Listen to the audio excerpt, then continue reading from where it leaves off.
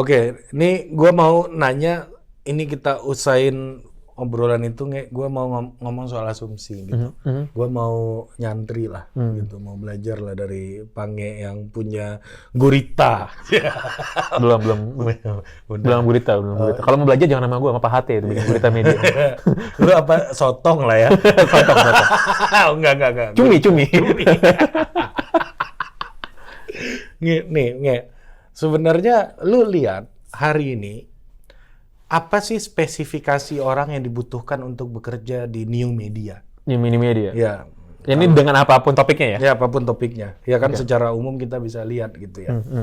Gue selalu bilang ya sama tim members gue juga, sama kolega-kolega gue, sebenarnya dunia media ini sebagai industri itu lagi berada dalam sebuah krisis eksistensial sebenarnya. Kenapa? Berpuluh-puluh tahun sejak mesin cetak ditemukan sama Gutenberg, radio, TV, Jadi jauh banget mesin cetak buat.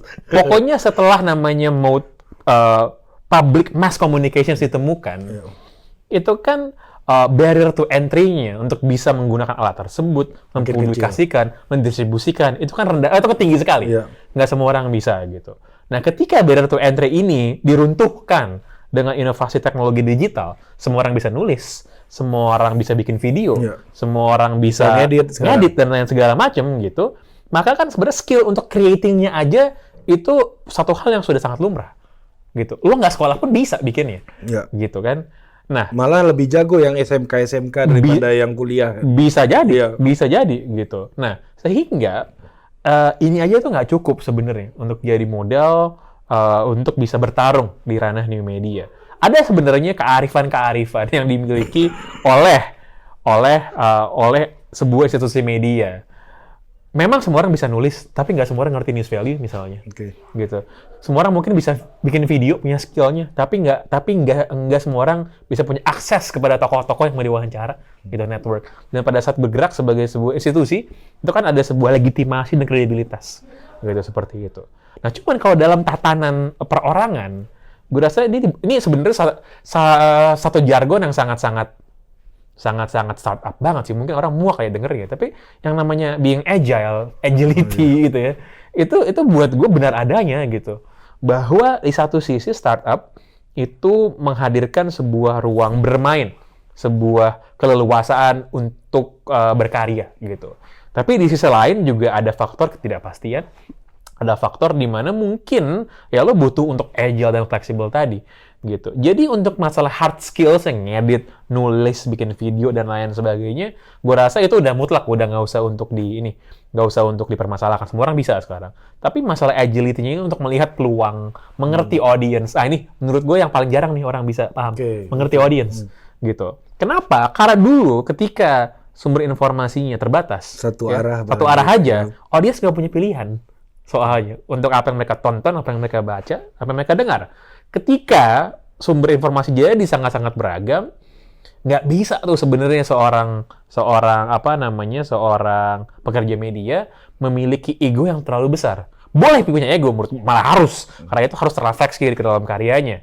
Tapi untuk kayak, enggak, gue maunya yang ini aja. Gue nggak peduli berapa banyak yang baca, berapa banyak yang nonton. Gitu. Menurut gue, itu cara berpikir gue tuh. Landscape media sekarang nggak kayak gitu sih. Kecuali kalau hanya untuk hobi, non-profit, silakan. Gue udah kayak apa namanya, Arendra misalnya.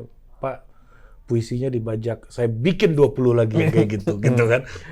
Nah, cuman gini, menurut gue yang jadi menarik adalah menemukan titik equilibrium ya antara ego media ini, apa yang mau dibikin, dengan apa yang diinginkan oleh audience. Karena kalau mungkin menurut gue asumsi udah cukup sukses di situ lah. Itu satu hal yang gue jagain banget sebenarnya. Karena kalau misal kita ikutin aja audience aja deh, kita nggak usah mikir kita bikin apa. Itu salah juga menurut gue.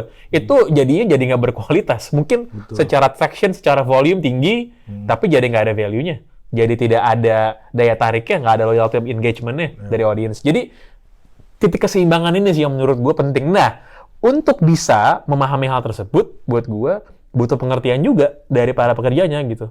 Gitu sih. Apa makna values bagi lu hari ini di media gitu? What the meaning of values bagi media hari ini? Yang mana ini industri, bro.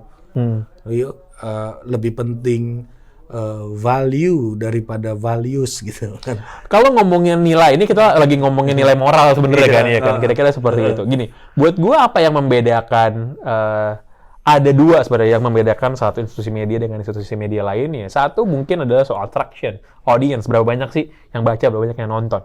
Gitu. Tapi di sisi lain yang juga membedakan sebenarnya adalah soal nilai tadi. Di titik mana berdirinya media ini, gitu. Buat gua, tidak ada satu titik yang benar atau yang salah. Gitu. Hanya lo prefer untuk berada di mana gitu. Ada isu-isu yang menurut gue satu media bisa dengan terbuka menetapkan gue berdirinya di sini. Mungkin yang lain berdirinya di sana. And that's totally fine gitu kalau buat gue. Kan yang nggak boleh ditawar itu kan sebenarnya adalah fakta. Fakta nggak boleh ditawar. Bohong itu nggak boleh gitu. Yeah. Tapi ketika ada sebuah preferential treatment karena editorial stand seperti itu, ya itu adalah tradisi media di negara barat pun seperti itu gitu. Bahkan konvensional media Gitu. Gue orang yang sangat suka melihat politik Inggris misalnya, menjelang election, UK election, semua media deklarasi. Semua media-media yang cenderung konservatif ya, Daily Mail, The Sun itu pasti akan dukung Tory. Deklarasi loh dia. Itu bukan cuma sekali sembunyi-sembunyi, deklarasi. Media-media yang agak progresif, kayak Guardian, kayak Mirror, akan dukung Labour Party. Yeah. Dan itu juga terjadi di Amerika, dan di semua negara-negara lainnya, gitu. Nah, buat gua, makna values itu ada di situ. Lu memilih untuk berada di mana. Again, bukan soal benar salah, tapi ini soal mana yang sesuai sama apa yang lu percayai. Berarti media memang harus punya ideologi ya? Buat gue iya, gitu. Karena, ketika berhubungan dengan massa, dengan publik, dengan sendirinya lo berhubungan dengan sebuah entity yang anonimus tapi banyak banget jumlahnya kan. Nah, lo pasti kalau hanya men-treat mereka sebagai sebuah angka aja, ya buat gue sooner or later lo nggak akan jadi media company doang sih gitu. Itu secara bisnis apa dampaknya ketika lo menjaga value lo itu untuk menjalankan run media lo? Secara bisnis, gue pengennya ketika gue mengedepankan values dari asumsi misalnya, itu juga terrefleksi dengan positif kepada bisnis side gue. Contoh misalnya, salah satu produk kita yang paling populer itu adalah asumsi distrik dan kerah biru, yeah. Gitu. Itu buat gue sebuah titik yang ideal buat kami. Itu gitu. si Rizky ya namanya. Itu iya. Itu yang minum ciu di Bekonang. Minum ciu di Bekonang. Gitu. Lu yang minum ciu ya kata gue. Udah di ban dia di kampung gue tuh. Jadi, gue melihat bahwa ya, di satu sisi gue bisa melakukan nilai values dan nilai egonya kita sebagai media. Gue pengen nyorotin bagian kota Jakarta yang bukan Sudirman, yang bukan SCBD, yang bukan Senayan gitu. Kita bikin Priuk, Manggarai, dan sebagainya. Di sisi lain, dari segi bisnis, traction, volume, potensial, komersial, dan lain sebagainya, juga menarik. Kenapa? Kita menghadirkan sebuah produk yang unik dan berbeda. Kita bisa menjangkau massa yang lebih luas tanpa compromising dari values kita. Jadi buat gue sih, it's a very sweet spot sebenarnya. Nah, buat gue, bagi semua media, di topik apapun, mereka pasti bisa mencari nih, sweet spotnya tadi. Keseimbangan antara values mereka dengan bisnis potensial. Kira-kira gitu. Nah, bagaimana perjalanan lo menemukan itu tadinya? Apakah lo research atau apa? Atau try and error atau gimana? Karena gue orangnya lumayan judgmental ya sebenarnya. Jadi gue dalam segala hal gue selalu punya hipotesis yang pengen gue buktikan. Kalau salah kita bikin hipotesis baru, kalau benar ya udah itu berarti jadi sebuah konklusi gitu kan. Nah, di bisnis pun juga sama menurut gue. Gue merasa bahwa itu perjalanan yang panjang. Kita asumsi 2017 distrik itu pertama kali publish itu 2020 Januari. Jadi ya lumayan lama gitu. Kita selama bertahun-tahun berusaha mencari apa ya bisnis model yang paling tepat buat kita. Dan gue percaya yang namanya content quality itu nomor satu, itu udah nggak bisa ditawar-tawar. Tapi itu diterjemahkan bagaimana sih ketika jadi sebuah bisnis? Yeah. Nah, kalau tadi nanya di awal orang-orang seperti apa yang gue butuhkan, ada orang-orang yang bisa converting ideas tersebut jadi something yang punya business values gitu. Berarti isinya asumsi itu semua ya? Orangnya sekarang. Apa tuh? Udah masuk spek itu hari ini semuanya. Oh iya, betul. Jadi orang-orang yang gue anggap bisa menemukan equilibrium tadi sih. Oke, jadi ketika lu nggak cukup hanya punya nilai, tapi nilai lu itu punya sisi bisnis yang bisa membuat ini sustainable ya. jangankan dari segi bisnis ya bro ya, kita lihat sebuah sejarah dunia yang menang itu nggak pernah gara-gara nilainya aja bro. Tapi bagaimana mereka nilai mah semua baik ya. Semua baik. Bagaimana mereka bisa fighting ya, berjuang buat nilainya tersebut gitu. Kalau diasumsi apa yang lu sedang resahkan sehingga itu jadi ya let's say gampangnya lah, nilainya apa sih asumsi gitu?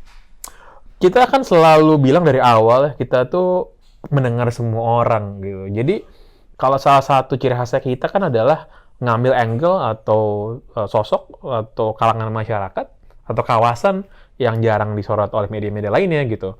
Nah, nilai kita sih itu sih, kita pengen mendengar orang-orang yang jarang didengar aja gitu mungkin. Dan itu terrefleksikan dengan sangat baik sebenarnya di distrik, di Kerah Biru juga. Dan itu juga yang membuat lu transform dari yang tadinya talk, sebelum orang mulai podcast lu udah mulai podcast sih. Gua kurang lebih seperti itu ya. Kalau karena belum ada namanya aja waktu itu kan. Ke konten-konten seperti Kerah Biru, distrik gitu. Betul. Jadi gue merasa bahwa diversifikasi produk kan perlu ya. Gue sebenarnya kalau kenapa beralih dari talks ke feature videos itu simply gara-gara satu, gue jenuh juga sih gitu. Gue jenuh aja. Gue sebenarnya lebih suka kalau gue yang interview daripada gue yang interview. Jadi kalau diajakin ngobrol gue seneng gitu. Nah, di sisi lain juga merasa bahwa iya inovasi perlu sih bro. Karena menurut gue selalu bilang gini, kayak gue selalu pakai contoh tuh Pizza Hut misalnya. Pizza Hut itu tiap bulan pasti ada menu yang aneh-aneh kan, yang baru gitu. Yang mungkin lu ini ngapain sih Pizza Hut bikin ginian? Tapi perlu ada tiap bulan. Kenapa? Hanya untuk memberikan option baru kepada marketnya, kepada pasarnya. Dan gue rasa juga any new media company perlu melakukan hal yang sama sih.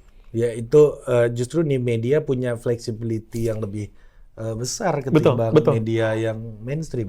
Media mainstream dan lebih established mungkin punya kelebihan dalam hal size, resource.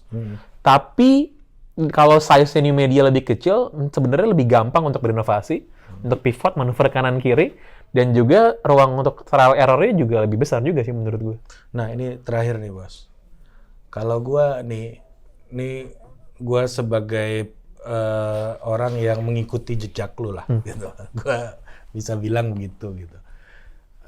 Kira-kira kalau gue ngeran sebuah media politik gitu, ya, new media gitu, gue dari awal gue memilih untuk tidak mau terjebak misalnya kayak, ya gue nggak mau jadi partisanship dari awal gitu. Ya kalau lu bilang apakah media perlu berideologi, ya gue cuma ketakutan gue salah satunya adalah dianggap partisanship gitu. Nah gue selalu mencari titik temu yang seperti yang lu bilang tadi juga, termasuk dalam bisnis side gitu. Kira-kira dalam ngeran media politik kayak begini, apa baiknya menurut lu gue itu keluar dari melebar gitu tema gue, atau gue mencari sisi lain dari politik dan untuk menemukan aspek bisnisnya, itu gimana menurut lo? Nah sialnya ya di Indonesia sesuatu yang politikal itu dianggap tidak komersial. Iya betul. Seperti itu ya. Itu agak disayangkan. Lama-lama gue jadi yayasan nih Total Politik nih. Karena kalau kayak di Amerika semakin politikal malah bisa semakin komersial gitu betul. Kan. Sayangnya seperti itu. Kalau mungkin bisa gue berikan pengalaman dan sharing juga, buat gue warna dari segi nama bahkan ya Total Politik udah nggak pasti lo udah pasti nggak ngomongin tanaman gitu kan terubus dong. Iya udah nggak mungkin gitu karena namanya udah Total Politik gitu. Tapi untuk kayak gue tadi bilang diversifikasi produk sih nggak ada salahnya gitu. Untuk bikin sesuatu yang nggak politikal pun gue rasa yang penting itu kan sebenarnya bukan topik bro kalau buat gue, tapi voice lo tuh apa gitu, stance lo apa, perspektif lo apa, dan ketika lo udah bisa menemukannya itu applicable. Misalnya nih, gue nonton beberapa kali interview Total Politik gitu. Gue sebenarnya udah bisa mencirikan nih kan. Lo kalau nanya agak iseng gitu pertanyaannya, nakal-nakal juga. Dan kalau lo lagi ketemu sama orang yang mungkin juga memiliki tingkat literasi politik atau sejarah yang juga dalam kayak lo pasti akan mengarahkan pertanyaannya lebih fundamental, lebih teoritis gitu-gitu karena selalu kayak gitu kan. Nah, gue rasa tuh udah ada ciri khasnya dari situ. Nah, buat gue lo bisa sebenarnya aplikasi hal yang sama kepada topik-topik lainnya, gitu. Jadi nggak terpaku kepada satu bidang aja, gitu. Ya memang perlu untuk melakukan diversifikasi ya, walaupun namanya total politik ya, nggak masalah juga kan sebenarnya. Nggak masalah juga gitu. Atau bikin nama baru aja, lo bikin apa total finansial bisa juga gitu. Pokoknya ada grup total gitu kan. Total football gitu, iya. Gitu sih. Iya. Sama gue target utama gue ngakuisisi total buah segar sama total SPBU. Oke, makasih Bang Pange. Thank you bro. Kita sudah mendapatkan banyak ilmu dan sampai jumpa lagi di Total Politik berikutnya.